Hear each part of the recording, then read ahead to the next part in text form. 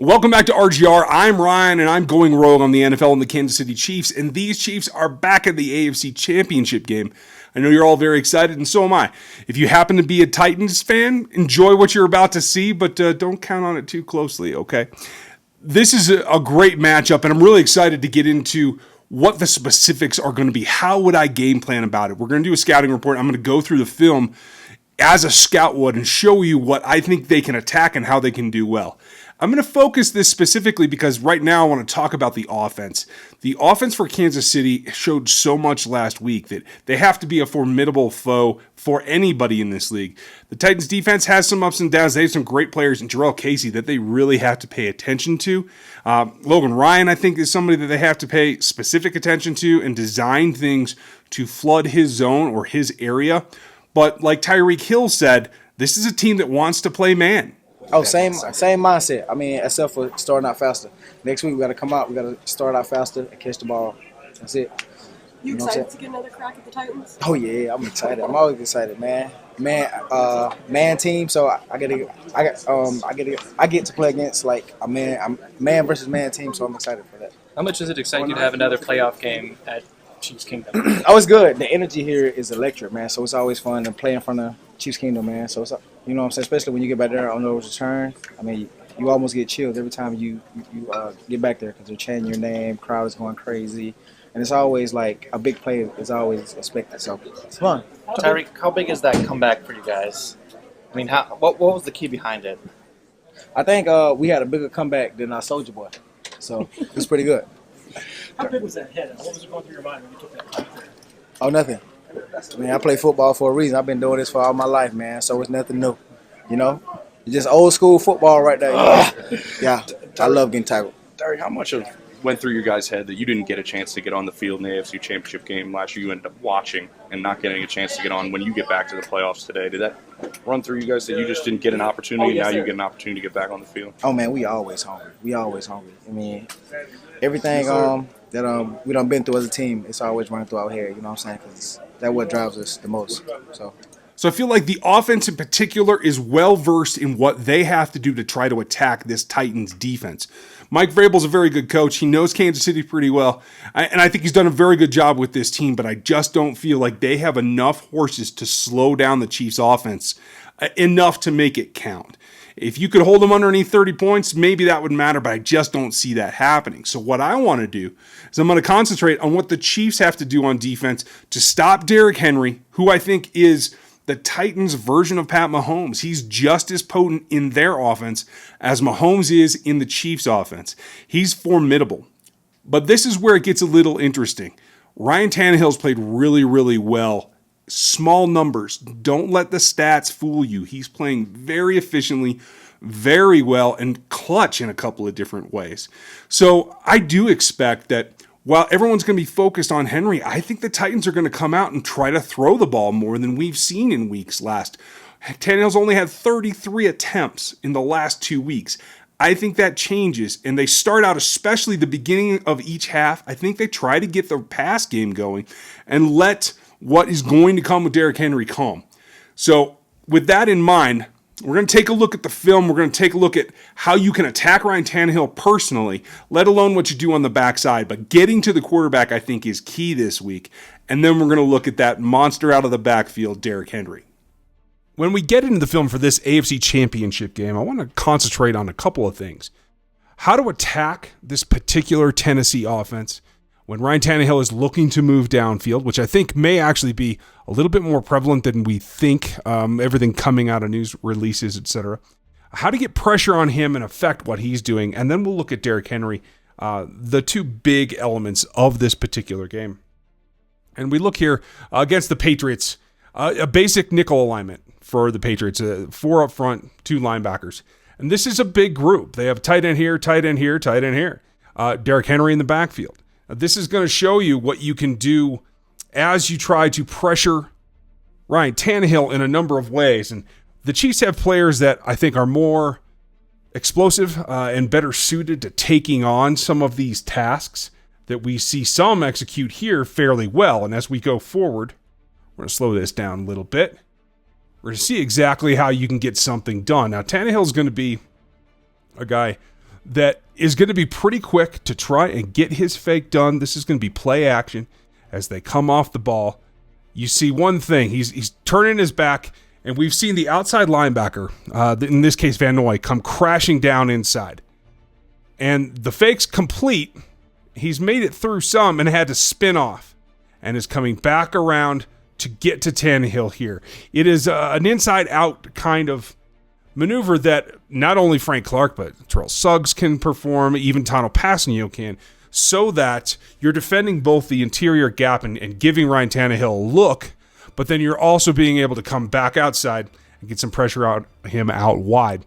This tight end's going to go in motion, and that kind of sets the table here as Van Noy comes crashing inside because they like to run in the B gap, does the Tennessee Titans, and that's really important to recognize. So on the snap count, good anticipation by Van Noy, you got to give him that. And as the tackle comes down and corrects well, he spins out of it here. He's turning his back and coming around hard with that backside elbow to get out. And now he's got a clear path to Ryan Tannehill. Tannehill's looking the other direction. After having completed the play action, he's looking to go downfield, and this is letting him get attacked. Van Noy gets there, goes after the ball, and actually pops it out. Luckily, Tannehill got it back, and it's something that didn't cost him a major down in distance. We're going to start here looking at what the Baltimore Ravens saw. Now, this is red zone, so it's a little bit more quick hitting, but you're also going to see some similarities here. A tight end, a detached wide receiver, single back in Henry. And again, this is something that I think equates very well to what the Chiefs want to do and what they're very capable of doing. You've got a more stout front, 4 down on the line, arrayed D-backs with a couple of off linebackers there in the nickel. And what you're going to see is the magic comes from down here. Imagine this is a Tyrann Mathieu role. This is Earl Thomas. And despite having been embarrassed on another play, this really plays into what Earl likes to do. He can play center field, but he can do this too. It's very similar to what Spagnuolo does with Tyrann Mathieu. He's going to bring him downhill, and that's where this pays off. This is definitely something that I can see the Chiefs running. They're going to attack right off the bat. And with everyone lined up, you can't really see that coming. He's got a free and clear run right to Ryan Tannehill. And that's something that falls into the Chiefs' game plan. They have not only Tyrann Mathieu, you can do this with Dan Sorensen. You could even bring down Fuller just to mix it up. You see that Peters is communicating here with the backside. And Earl's got a plus, and I do believe that it's a similarity that Tyrann Mathieu uses to his advantage as well. Right now, both Derrick Henry and this tackle, Earl Thomas is lined up right in their line of sight behind this edge. That kind of helps hide him a little bit. And as you see that they're shifted away from this particular side to the strength of the formation. But you have 3 here, so that means that this guard is going to help in the A-gap defender. That tackle's going to take on this guy one-on-one.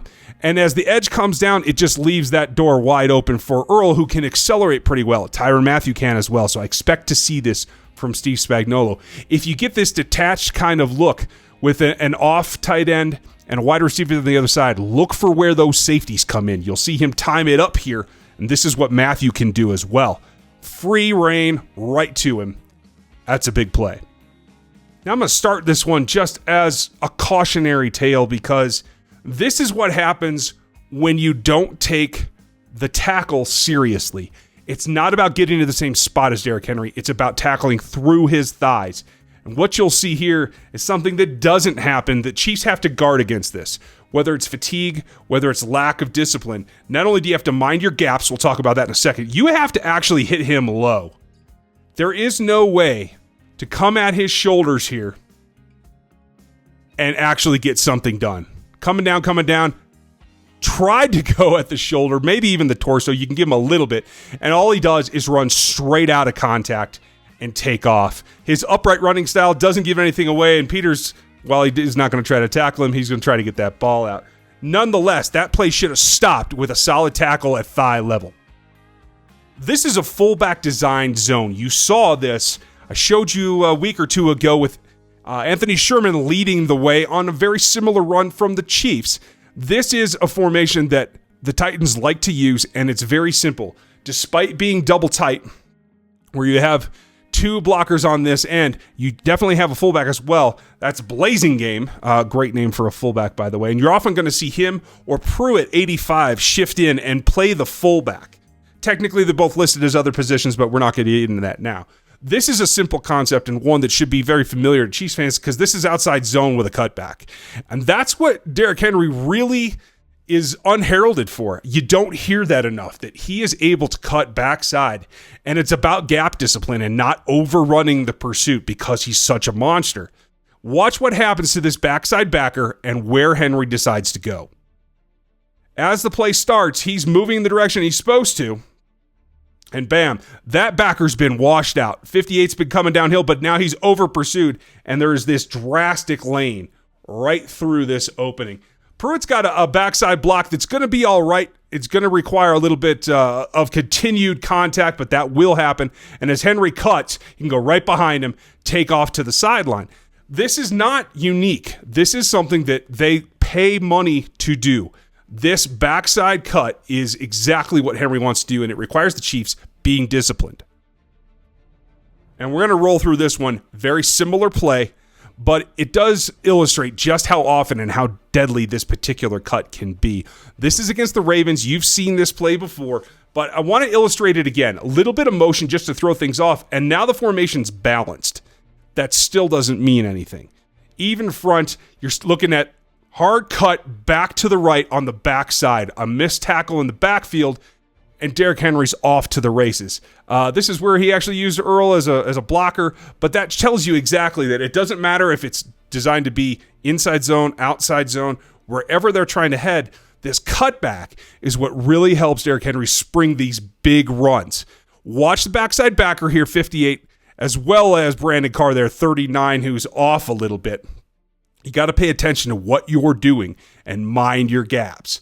Again, pursuit downhill. You have man on man on man on man. This linebacker's looking to come through this hole, and what it leaves is a big gap right here. This tight end, Pruitt again, is going to get out and get to Carr. And with this off guard coming down, no one's gotten any penetration. No one has dominated a gap, and it's allowing Derrick Henry to survey what he has in front of him and make the cut to the backside. As that happens again, there's one guy that can beat him and maybe try to tackle him, and that's Earl Thomas. We've seen what happens. Use that block as a cut, and Earl tries to pursue. This is exactly what Derrick Henry wants, whether he has to use the stiff arm or not. This play illustrates exactly what the Titans want to do and what they're hoping to see from the Chiefs. If the Chiefs do it, they're going to get exposed. But this is what they have to guard against, and it's not that bad. It's just be disciplined and tackle well. I hope you guys enjoyed this one. If you're new around here, hit the sub, the notification bell, leave your comment below, and leave me a thumbs up if you like this particular video. Check out these ones as they come up on your screen, and I'll check you next time.